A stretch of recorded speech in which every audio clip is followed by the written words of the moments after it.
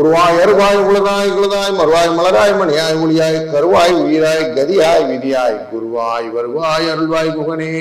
Sri Kuberan TV நேயர்களுக்கு இனிய காலை வணக்கங்கள். வணக்கம். இந்த வாரம் 27ஆம் தேதியிலிருந்து 2 ஆகஸ்ட் 2026 வரை உள்ள பலனை பார்க்க போகிறோம். சந்திரன் மூலம் அப்படிங்கிற நட்சத்திரத்திலிருந்து தனுசு ராசியிலிருந்து புரட்டாதி நட்சத்திரம் நமக்கு மீனராசி வரைக்கும் பயணம் செய்ய போகிறார். இந்த காலகட்டங்கள் எப்படி இருக்க போகிறது பார்க்குறோம். காலபுருஷனின் 9ஆம் இடத்திலிருந்து 12ஆம் இடம் வரைக்கும் போகிறார். ஸோ காலபுருஷனின் தத்துவத்தின் பிரகாரம் 9ஆம் இடத்துலேருந்துன்னா கொஞ்சம் காரியங்கள் மெதுவாக நடந்தாலும் நல்லதாக நடக்கும், நிறைய வெற்றிகளை கொடுக்கும். வார கடைசியில் கொஞ்சம் செலவுகள் நமக்கேற்ற மாதிரி அமைத்து கொள்ளும்ன்றது ஒரு விஷயம் கொடுக்கறது. அப்போ நல்ல நாட்கள்லாம் இருக்கணும் இல்லையா. 27ஆம் தேதி திங்கட்கிழமையே நமக்கு வாஸ்து நாள். புது வீடு, அந்த புதுசாக வீடு கட்ட ஆரம்பிக்கிறது, மனைகளில் வாஸ்து பூஜை பண்ணுறது, இதெல்லாம் இன்னைக்கு பண்ணலாம்.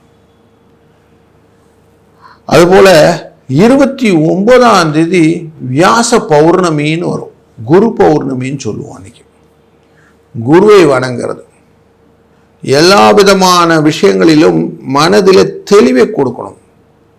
நமக்கு லாபம் வேணும், வெற்றி வேணும், அம்பாளின் அருள் வேணும், சிவனின் அருள் வேணும், பெருமாளின் அருள் வேணும்லாம் இருக்கு இல்லையா. அப்போ எல்லா விதத்தில் அனுகிரகமான சூழ்நிலை எங்கேருந்து கிடைக்கும்னா பௌர்ணமி விரதங்கள் இருக்கும்போது நமக்கு கிடைக்கும். அதாவது முன்னோர்களின் ஆசீர்வாதம் வாங்கணும்னா அமாவாசை, கடவுளின் ஆசீர்வாதங்களை டைரெக்டாக பெறணும்னா பௌர்ணமி விரதம் அப்படின்னு மைண்டில் வச்சுக்கிட்டிங்கன்னா இந்த பௌர்ணமி ரொம்ப முக்கியமானதாகிடும். அதேமாதிரி ஆகஸ்ட் 2ஆம் தேதி ஞாயிற்றுக்கிழமை அன்னைக்கு சங்கடஹர சதுர்த்தி.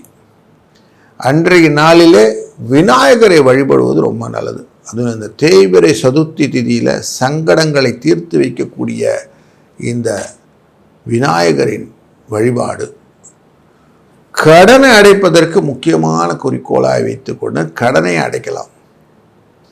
நார்த் சைட்லலாம் போய் பார்த்தீங்கன்னா செவ்வாய்க்கிழமை அன்னைக்கு நம்ம விநாயகரை வழிபடுவார்கள். எதுக்குன்னா செவ்வாய்க்கிழமை ரொம்ப முக்கியமான நாள் கடனை அடைப்பதற்கு. இப்படியே கையை ஆட்டிகிட்டே பண்ணுவாங்க. ஸோ இது தனத்தை வரக்கூடிய முத்திரை. இப்படி தனத்தை வர வைக்கிறது, பணம் வரணும் அப்படிங்கிறதுக்கு கையை ஆட்டிகிட்டே இருப்பாங்க. அதே மாதிரி செவ்வாயன்று விநாயகப் பெருமானை, அங்கே பாம்பேலெல்லாம் பார்த்திங்கன்னா சித்தி விநாயகர் கோயில் இருக்கும். அங்கெல்லாம் எல்லா பக்தர்களும் இப்படி கையெழுத்து ஆட்டிட்டு விநாயகர்கிட்ட வரங்கள் கேட்பார்கள். அப்படிப்பட்ட நல்ல நாள் இந்த சங்கடஹர சதுர்த்தி. விநாயக பெருமானை நம்ம துதி செய்து அருங்கம்புல் சாத்தி வழிபட வெற்றி உண்டு அப்படிங்கிறது நிதர்சனமாக காணலாம். வணக்கம் துலாம் ராசி நண்பர்களே. தொழில் ஸ்தானத்துக்குரிய இந்த சந்திர பகவான் உங்கள் ராசியினுடைய 3ஆம் இடத்திலே பயணம் செய்கிறார். தனுசு ராசியிலே மூல நட்சத்திரத்திலிருந்து பயணத்தை ஆரம்பிக்க போகிறார். இந்த வாரத்தில் 3ஆம் இடம் அப்படின்னாலே பண வரவுக்கான வழியை கொடுப்பார். இப்போ ஒரு 2 நாளைக்கு பணத்தை எதிர்பார்க்கலாம். தொழிலுக்குரியவன் பணத்திலே கொடுப்பதனால தொழில் முறைகளே பலம். எப்படி சம்பள உயர்வு, வேலையில் கொஞ்சம் அதிகமாக இன்சென்டிவ் எதிர்பார்க்கறது, இதெல்லாம் கிடைக்கும். லாபத்தை நோக்கிய வியாபாரத்திலே லாபம் கொஞ்சம் கூடுதலாக இருக்கும். மூலம் பூராடம் உத்திராடம்னு ஆரம்பிக்கும் போது கொஞ்சம் ஆரோக்கியத்தை கவனமாக பார்த்துக்கிடுங்க. 4ஆம் இடத்திலே வரும்போது மகர ராசியிலே வரும்போது மகரத்திலே உத்திராடம், அவிட்டம், திருவோணம் இந்த நட்சத்திரங்கள்லாம் இருக்கும். குருவின் பார்வை, சூரியனின் பார்வை, புதனின் பார்வை நேர விழும் 10ஆம் இடத்துலேருந்து. பயணங்கள் நிறைய இருக்கும். ஆஃபீஸில் எங்கன்னா வெளியில் போக சொல்லுவாங்க, வீடுகளிலும் இங்கே அங்கேயும் ஓடுற மாதிரி இருக்கும்.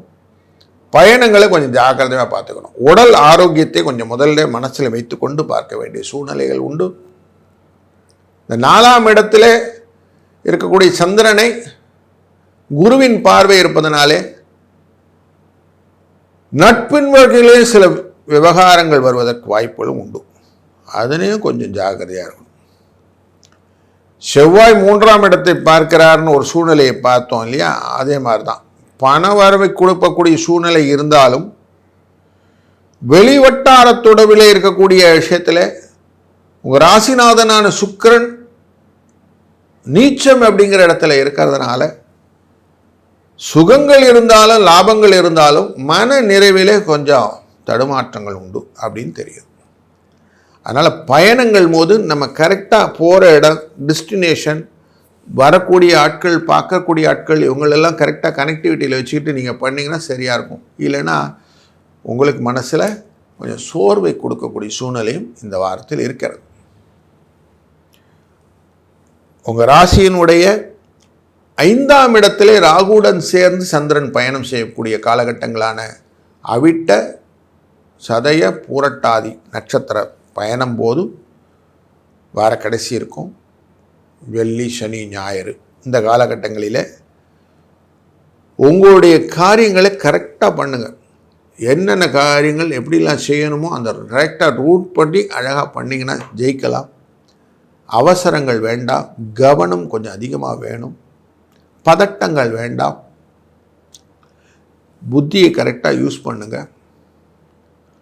செய்கிற காரியத்தை கரெக்டாக செஞ்சிங்கனால வெற்றி கிடச்சிரும்.